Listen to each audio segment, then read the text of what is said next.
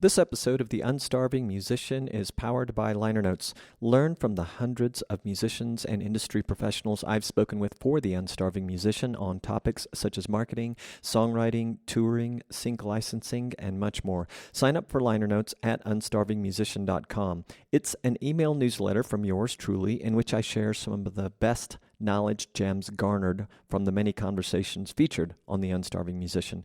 You'll also be privy to the latest podcast episodes and liner notes subscriber exclusives. Sign up at unstarvingmusician.com. It's free and you can unsubscribe at any time.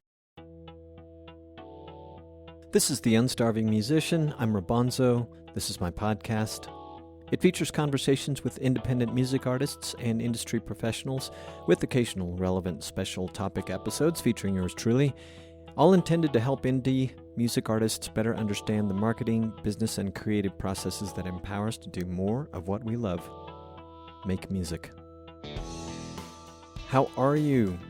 Where are you? What are you doing besides listening to me?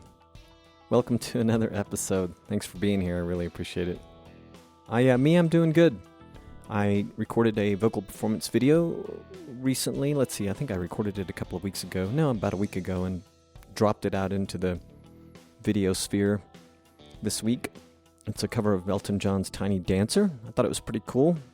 You can see me and my friend September Smith doing that on my artist YouTube channel, Rabonzo. I'll put a link in the show notes. Hope you'll check it out. Hope you'll like it. I also saw a great jazz fusion group earlier this week. Fantastic drummer. That was exciting. Recorded my first lifestyle video this week about making the perfect cup of pressed coffee. I'll put a link in the show notes for that too in case you want to check it out. It's not fancy. I thought it was fun though. I finished watching Daisy Jones and the Six on Amazon. That's a cool show if you haven't seen it. It kind of ended its season or first season like it's done. I think it's done. That would be cool. I don't know. I guess they could keep it going with some backstory. My guest for this episode is guitarist, composer, and recording artist David Pedrick. David has earned accolades from critics and audiences alike for his work in recording and performance. He has played and recorded jazz, classical, rock, ambient, and more. His live performance credits also run the gamut from jazz clubs to concert halls, and he has performed for guitar societies, concert series, musical theater productions, and musical festivals throughout the U.S. As a recording artist, David has received international acclaim. His music has aired on numerous radio stations, including All Things Considered, Celtic Connections, Celtic Heartbeat, Classical 24, Colors of Jazz, and The Intimate Guitar. David's music has also played on ABC, NBC, Fox Broadcasting Company, National Public Radio International, the British Broadcasting Corporation, the Canadian Broadcasting Corporation, and in the documentary JFK, The Case for Conspiracy. As a music educator, David is an active guitar teacher and clinician. He frequently gives master classes, lectures, and workshops for professional and community music organizations, colleges, universities, private schools, and public school districts. As an in-demand studio session player, David regularly works with production houses, recording studios, and media company clients in North America, Europe, Asia, and Australia. He is also the host-creator of a great podcast called Working Musicians Podcast, which you can find in all the podcast places. You can read David's entire impressive bio at davidpedrick.com/bio. Please enjoy my conversation with David Pedrick. Where are you originally from, by the way? I was born in Chester, Pennsylvania. I'm in Westchester now, so just outside of Philly. So I just pretty much have stuck around the 50 square mile radius where I was born and raised. I lived in Lancaster County, which is a couple counties over, for many years, and just moved back to the area right as the pandemic struck. Oh, wow. Yeah, April of 2020. So we were, to be close to the airport and the train station and all the things I would need to go to all my gigs for that, of course, went away. Oh, so, yeah. What airport are you closest to? Philadelphia International. Okay. What was it like growing up in Westchester or in that area? Well, I grew up in Chester, which was, Chester is very much in decline. In fact, it's about to lose its status as a city as of this week. But yeah, I had a great childhood. It was very I got to see people of a lot of different socioeconomic backgrounds, races. Like it was just a great place to grow up. Yeah, and Cool. had a lot of good friends that still have to this day. Ah, very nice. And is that kind of close to where you went to university? It is Westchester. I did go to university. Yeah, yeah. So that's it's yeah. Chester's actually the oldest city in Pennsylvania. It's a little older than Philly, so it's got some age. So everything is There's no East Chester to my knowledge, but Westchester is the county seat of Chester County, and that's where I went to school. Got my bachelor's and my master's there. Yeah. Yeah, I was reading that. Is that a very popular music school? And this is coming from someone who didn't go to music school or had very little formal training. So don't take that as a knock. But I hadn't heard of it before I was reading about your education. It was started out as a teachers college, so it was Westchester Teachers College way back in the day, and it is it's an excellent school for music. I had a great education there. I learned what to do and what not to do.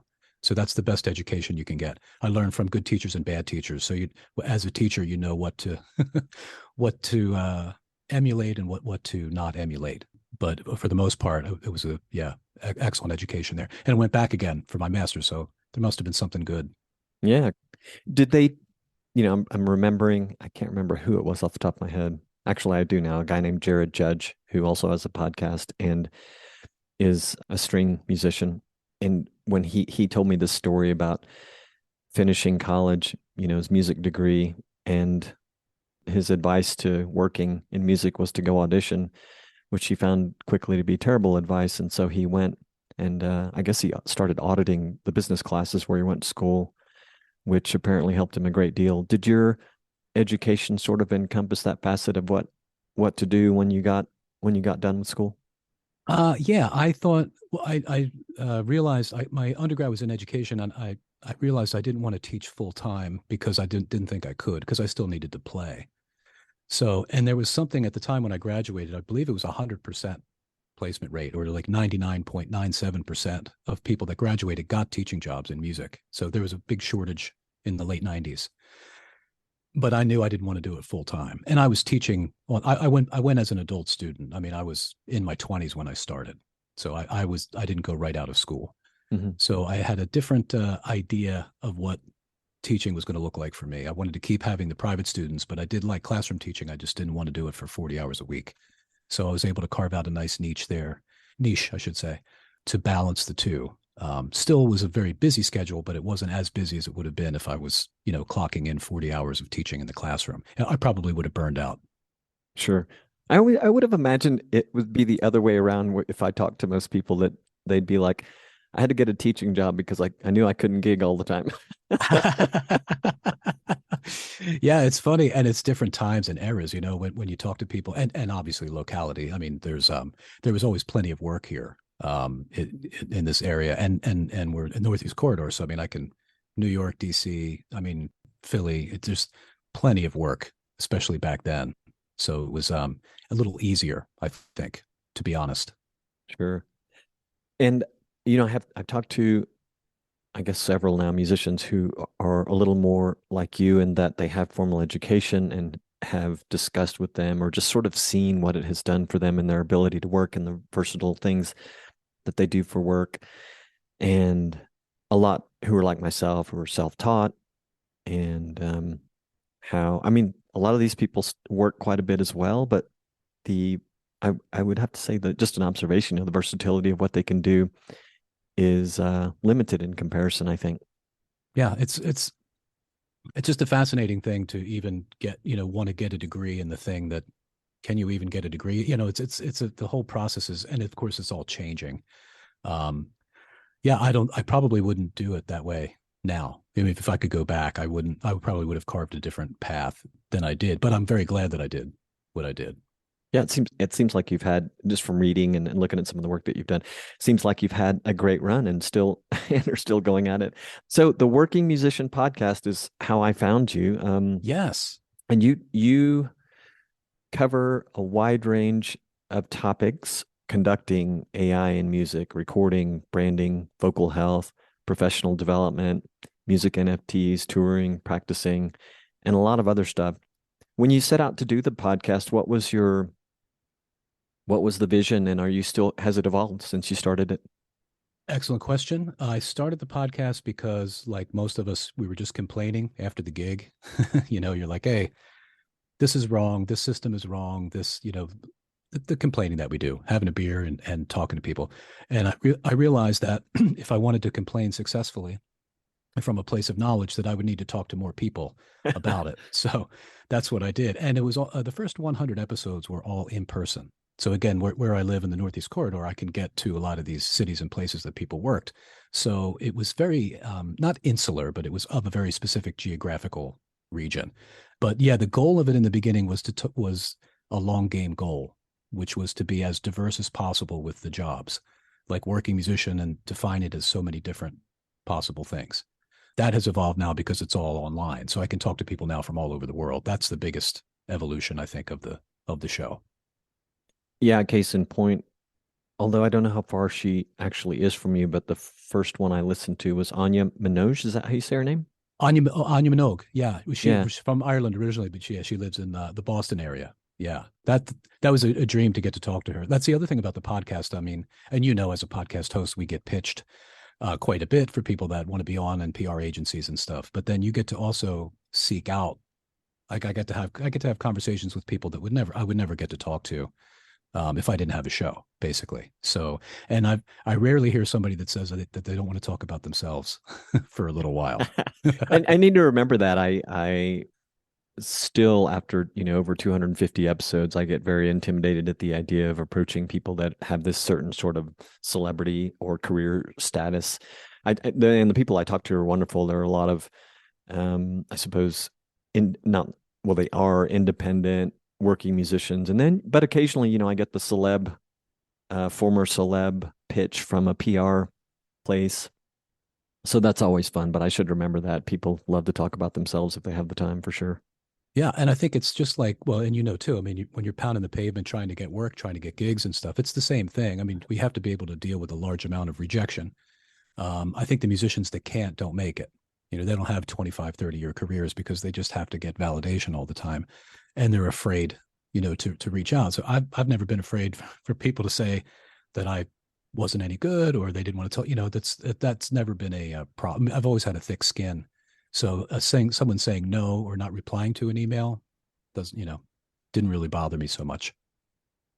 That's good. That's a helpful skill. I think somehow I was lucky. For a long time, nobody ever said no to me, just as a player, when I was auditioning for gigs, or, I was always getting asked a lot. But, I did finally, have that experience. And I was a little puzzled, but I don't guess it made me stop looking around in any way. But I realize now, just I wasn't a fit. Yeah, that's perfectly said. Yeah, because sometimes it has nothing. I think I said on whenever it was years ago, but the best person doesn't always get the gig. It's not the best musician, I should say, but the best person usually does, because it's the best person for a certain environment, a certain hang, a certain tour, a certain group of people that have to get together. In close quarters most of the time, traveling, like that's who you want to hire for certain things, even though maybe they're not as technically proficient as somebody else. So being a good musician, I think, is important, but it's not the whole pie. Yeah, well said. Who were some of your early influences? Yes, well, I'm a Beatles freak, so I'm in love with, in the pop music side, definitely the Beatles, and Rush would be the other weakness that I still have. I adored those two bands equally, but as a guitarist, came to it more from the jazz side. I was a rock guy to begin with, but so Joe Pass was the first guitarist I heard that opened up the possibility of the guitar for me. Like, wow, I think I can do that. Like, or I didn't think I could do it until I heard him do it. Yeah, but definitely, I mean, the Beatles to this day I still listen to them like weekly. I'm still finding new things and trying to get new inspirations, maybe in a different way than I used to. But yeah, they were kind of the top three when I was coming up. I did not expect those first two. You didn't expect the Beatles and Rush. Yeah, Rush is Yeah. we're definitely a weird. The Rush fan is very, very pigeonholed. It's almost definable. discernible, audience type. You think, and then you realize, wow, this so and so is into Rush. You didn't really know. So like there is an identity factor, I think, still, not just as a musician, but as a fan of music. That, oh, if you like Rush, that's kind of odd. That but I still wear it as a badge of honor. I joke with friends all the time. If I'm parking in maybe like an iffy part of town on a gig or something, I make sure I have a Rush CD, turned up that you can be seen. Like, wow, this guy's in a Rush. He must have a horrible life, so he'll never break into my car. That kind of thing. It's like a safety issue. Yeah. That's great. I love both of those bands, and I'll have to check out Joe Pass. What music still moves you today beyond those guys? I'm a fan of pretty much every type of music. So, and when I really become a fan, I want to go in and be able to play it and learn it and absorb it. So I'm a bit obsessive in that way. But now I'm finding a lot of really good rock and roll is coming out again, and mainly from women. So which is very encouraging, and great guitar playing as well. I'm big into Madison Cunningham right now. She's like blowing my mind with some of the guitar stuff she's doing and the songs that she's writing. And Patty Pershela, who I had on the show, she's another one that's just true good old rock and roll. Like, it's still there. It can still be found. And I listen to it all still. Classical jazz. I mean, every week I'm keeping up on what people are doing. I'm close to New York City, so I'm in New York several times. Used to be several times a month. Now it's maybe like once or twice a month to hear the music live. It's still the best city in the world to hear live jazz.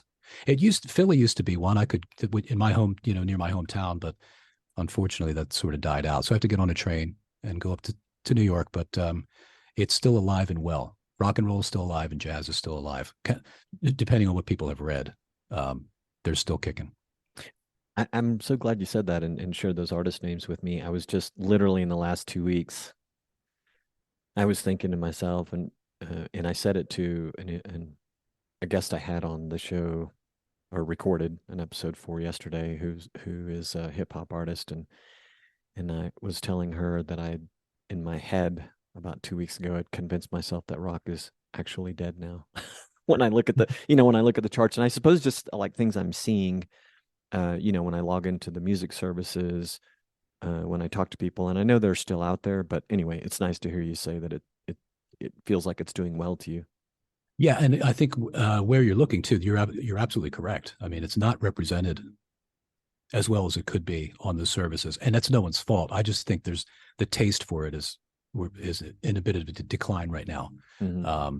Because I don't think the public really knows what they want right now. They're so inundated with music. There's so much music being released every day. It's really hard to sift through it and make a decision to listen to, say, a whole song. A whole whopping 3 minutes and 30 seconds is a pretty big ask for a lot of folks these days. And that, I think that's maybe part of the problem. Hadn't thought about that, but you and I'm sure, share the benefit of having listened to music before all of this digital music happened, and so we know what it's like to listen to an entire song, no problem. I'm comfortable being the old man for some folks, because they know what they're album listeners, like the people that I mentioned to, and other people that are into it. They love the old music, and they love the album format, and things that your managers are always telling you not to do, like release singles, don't release albums, and it's all about playlists and videos and stuff. They're bucking the trend. The ones that are coming through to people, at least like me, that are true fans of the music, that are actually seeking it out, then they're very easy to find because it's so good and so refreshing sounding, because it still sounds like them, but it's also has all of the ingredients, in the cauldron that they've sort of stirred up to make it familiar enough, but also have it be completely fresh. So that's hard to do, but worth doing. Absolutely. It seems to me, when I look at your career, and it looks like there's a lot of things going on simultaneously. Maybe not. Maybe it's just like the sort of an arc of your career, but it looks like you have done or do a lot. And I kind of wanted to ask how you balance, or have balanced, your creative side with the different facets of, or the demands of your career. Yeah, great question.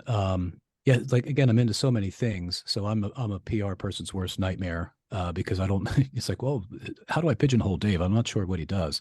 And yeah, so when I get, like I said, I get into a new thing, I get kind of obsessed about it. I feel like I can play it and write it, but is it worth writing? So that's why it took me so long to even start recording. But the creative process is, I gave up.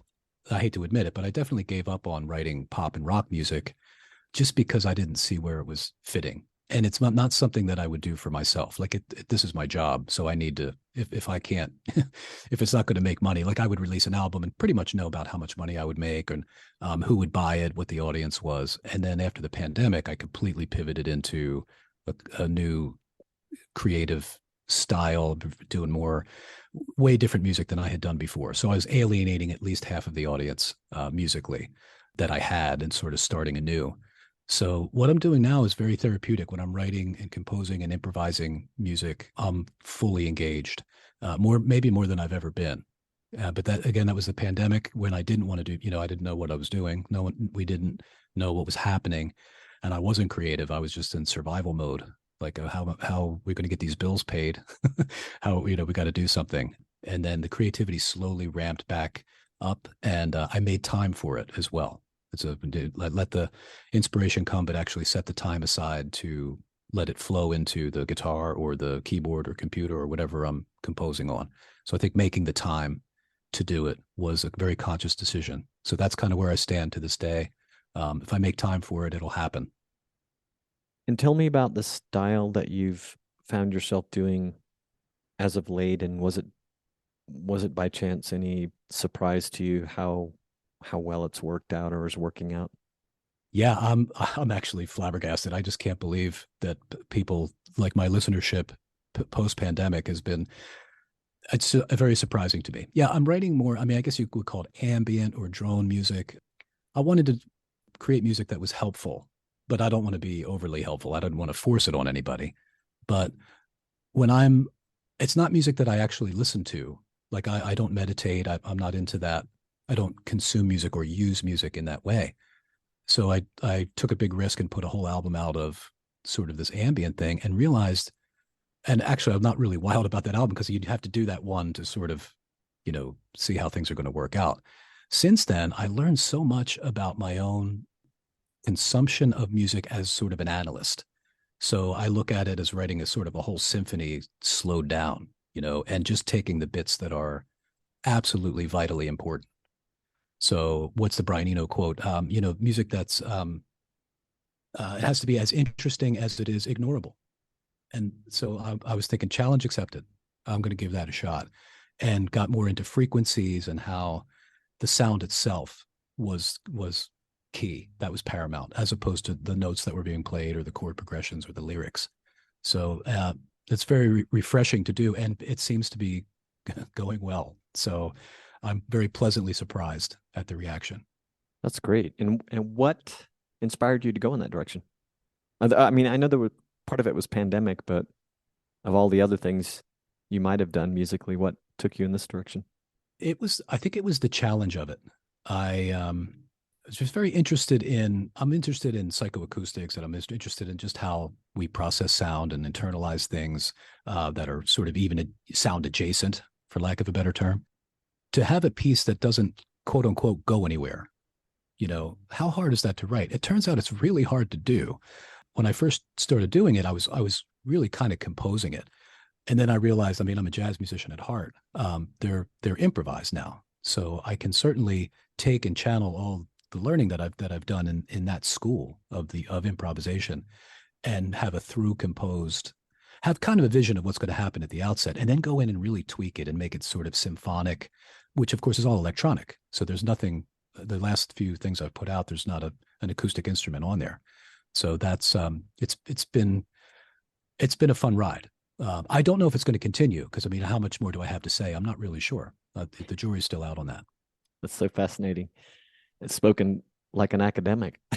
Yeah, like I know and I'm a snob. I read like crazy. I love, words and vocabulary. And I feel like my music knowledge is pretty good because I listen to so much different kinds of music that the only way I could find out to synthesize that into something new is doing what I'm doing now.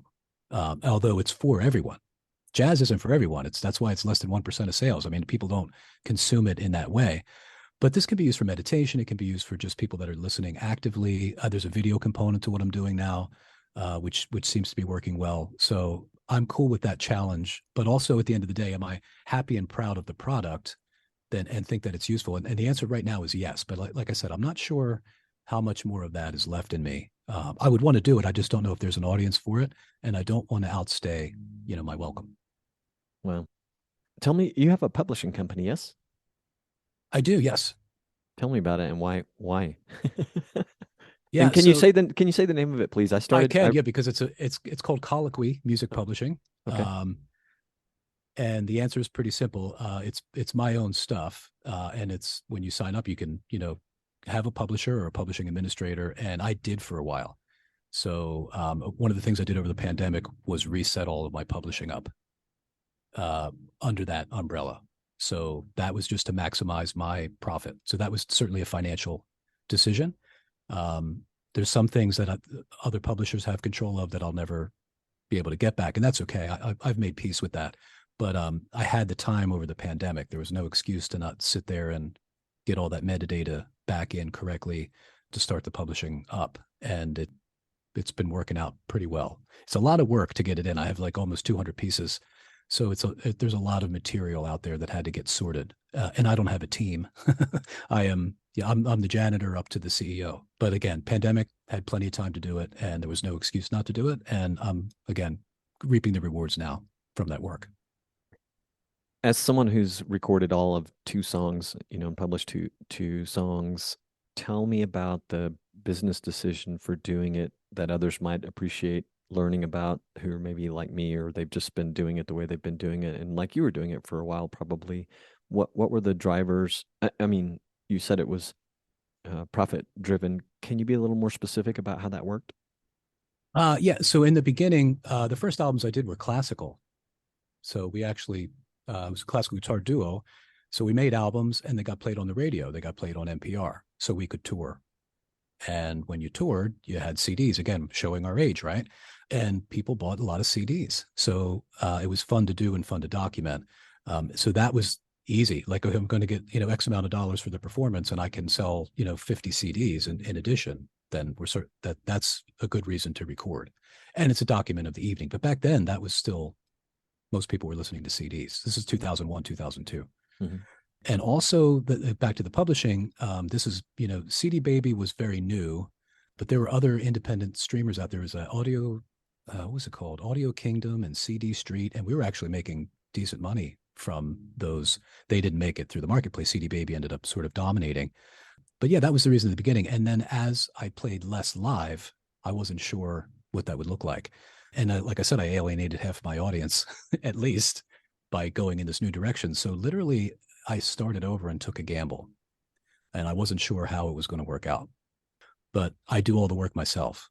So again, I felt like it was my time and paying for things like mastering or things of that nature that would be an outlay of cash. But in 2002, I knew how much money I would probably make off of an album.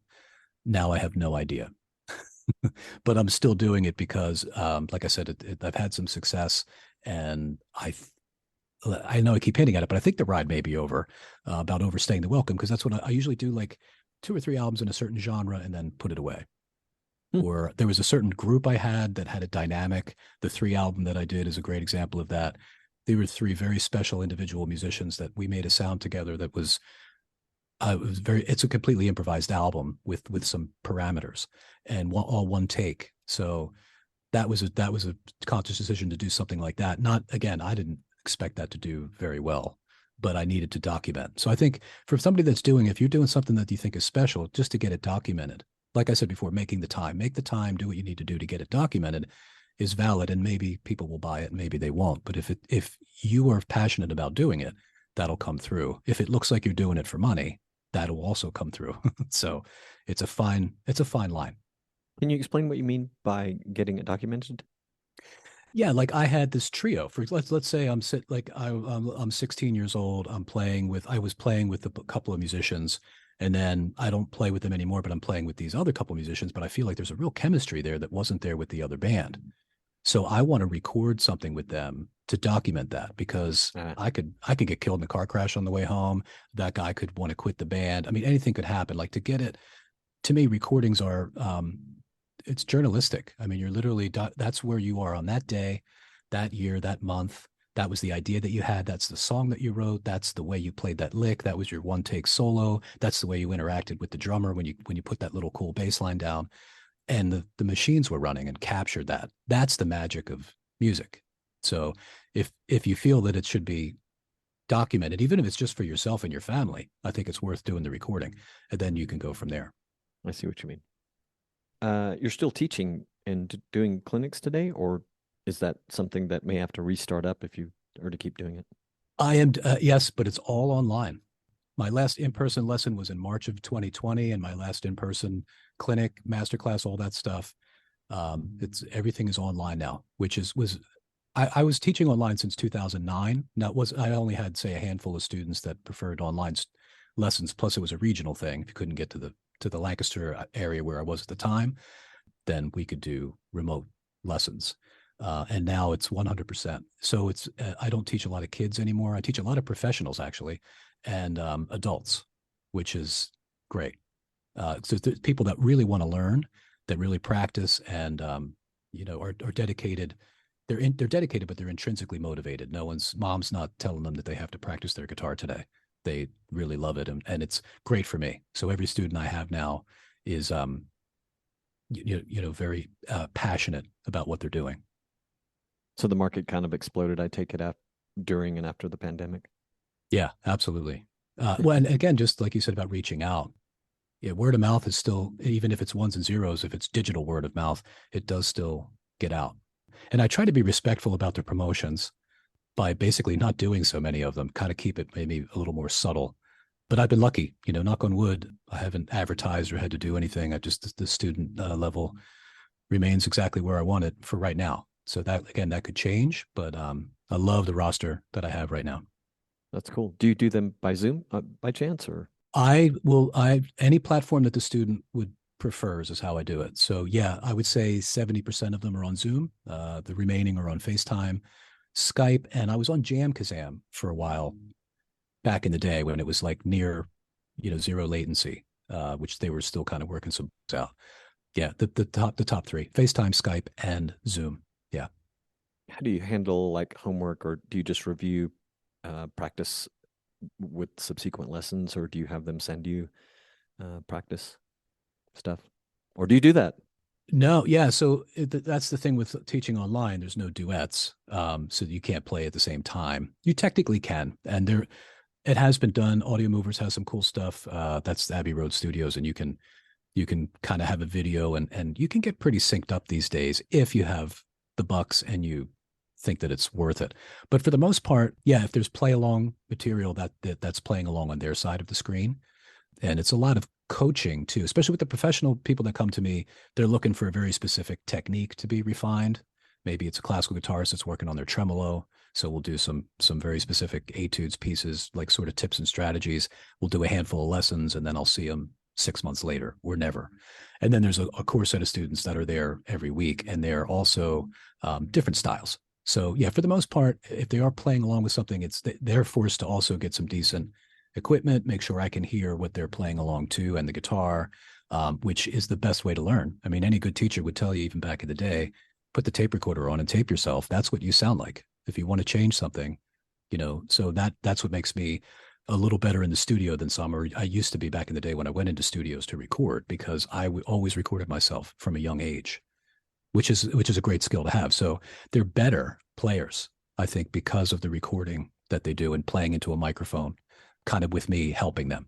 But that's a great skill to have.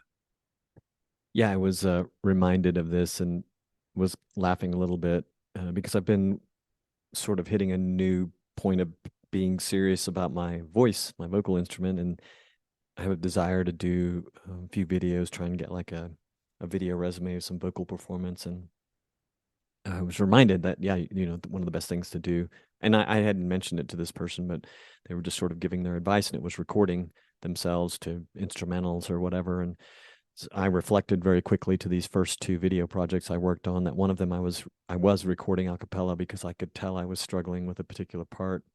And then with the more recent one, I think it was a product of time. I just had not been doing that. But after sitting with a another musician who was accompanying me for the video and not doing the video because I just was not up to where I needed to be.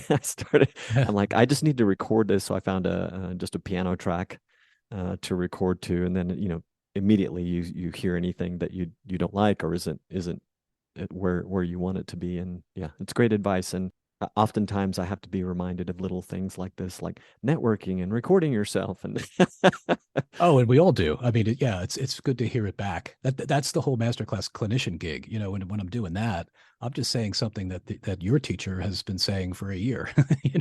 It's just someone else that's saying the same thing. That's the beauty of different perspective, or maybe a different way to say it. But yeah, we all know what we're supposed to be doing. what are you excited about doing in the coming months or coming year? I am very interested in getting a little back into field recording, which is something I did when I was very young. Back to the taking maybe what the next step would be, and that's for myself. I don't see any market. There is a market for it, but I don't know if that's a viable thing for me. Just another way to manipulate sound that's from nature, the natural world kind of thing. It sounds like I'm getting away from the actual notes on the page and the music thing, but I'm finding more music in the environment that I want to tap into. Dude, you're so musically weird. I love it. Uh, I'm taking that as a very high compliment. Thank you, Rapunzel. No, that's very cool. What kind of gear are you going to use? The funny thing about the gear is that I'm a big fan of the either little Tascam machine, little EX, battery operated, and it's just kind of what kind of microphones to use. I have a bunch of different mics around here. I don't want to buy anything, not because I wouldn't do it to make it, sound better. And I'm not exactly sure what it's a very nebulous thought. So it's funny you asked me that because I've been thinking about this for like the last couple of months. I have a release schedule that's going to end up in the summertime with these singles that I've been releasing. So they've been long done. So when you asked about the creative part, it's almost one of those things you would suppress, like, oh, I want to do this thing, but it hasn't formed yet, like how that would come about. So I'll probably just take what I have, map out a little strategy for a couple of days, go do some stuff, throw it into the machine here, and see if it's really what I think it's going to be. Well, you've inspired me, and it's so funny when you said you had this Tascam device because I was thinking to myself, well, if I do that, I guess I'm just gonna have to go on my phone, but that's not true. I have one of these Zoom recorders. I'm at a loss for who makes it. Oh, It's a yeah, nice yeah. recorder, and it's got mics on it, and I can plug XLR, mics into it, and then I just need to learn what kind of mics to use outdoors if I want to do it that way. But surprisingly, phones nowadays, an iPhone, and I'm sure the Android devices also can do such interesting things. So, Oh, yeah. and I love mixing. I accidentally discovered I enjoy, like, when I've done some drum videos, just short things, and I enjoy trying to blend the recording from the phone with my actual audio interface and mic gear. So yeah, I could see the same thing happening if I was trying field recording. And I have no idea why I would do field recording, but this is probably the third time in the past month that the idea of field recording, you being the third person to talk about it, has come up. And I don't know, it seems like something kind of fun, and maybe I can get weird about it. I don't know. Well, you can put it in. That's the thing. It doesn't just have to be, nature sounds. You could put it in with music and beats and all that stuff. I interviewed Isabel Anderson, who is a fascinating artist, and this is like one of her. She's really good at this. So she's been an inspiration as well. Like, hey, this is a thing. I forgot that this is still a thing, and it is relaxing, but it has to be relaxing and inspiring for me to do. Like, I'm not the consumer of this, so I don't. I think as rock musicians, especially if we like rock music, we want to make what we like. So this is definitely this would be just a not a moneymaker. Let's put it that way. This would kind of be for me, I think. Yeah, Hey, you never know, man. that's Could true. That's could true. could be something that complements your next hit single. Yeah, yeah. Could be. Hey, never say never. Exactly. So I gathered that davidpedrick.com is the best place to find out about all the things that you're doing, including the Working Musician podcast. And I don't re- I don't recall if I found your Facebook, like a Facebook link on the site. I'm sure it's there somewhere, David. But I was You know looking what? around for it today. But I Um, do know you're on Facebook. I am on Facebook, but I don't use it for I have the podcast on it, but yeah, I've Not a big fan. So no, I don't use it for any music promotion. I love the website. I'm an staunch advocate for the website over social media. We need social media in some way, but yeah, just if I can keep the website, keep the content as people say, current and all the information on there, that's way better than having to filter through politics or something else on another social media site. That's my personal take on it. So thank you for looking, but no Facebook. DavidPedrick.com does what it needs to do for now. Yeah. Yeah, I found the Working Musician podcast on there probably through the Libsyn podcast Yes. page that you have, but and it's all podcast stuff, and I think people can find out most of the things about you on your website, and listening to this future episode, of course, hopefully we touched on things that you just don't put on Facebook. Absolutely. Yeah, you great questions. I really appreciate what we talked about. Yeah, thank you very much for that. Absolutely. Good talking with you. You too. Thank you. If you do not yet have a website for your music, check out Bandzoogle. It was created to help musicians and bands build their website and manage direct-to-fan marketing and sales. Bandzoogle features amazing design options, a commission-free store to sell merch, music, tickets, and you get detailed fan data. And there's more. Try it free at bandzoogle.com. Use the promo code ROBONZO, that's ROBONZO, to get 15% off your first year. Thank you again for listening. If you enjoyed this episode of The Unstarving Musician, please follow us on Apple Podcasts or wherever you get your podcasts. You can also leave us feedback at unstarvingmusician.com/feedback. Find links for people and things mentioned in this episode at unstarvingmusician.com. Peace, gratitude, and a whole lot of love.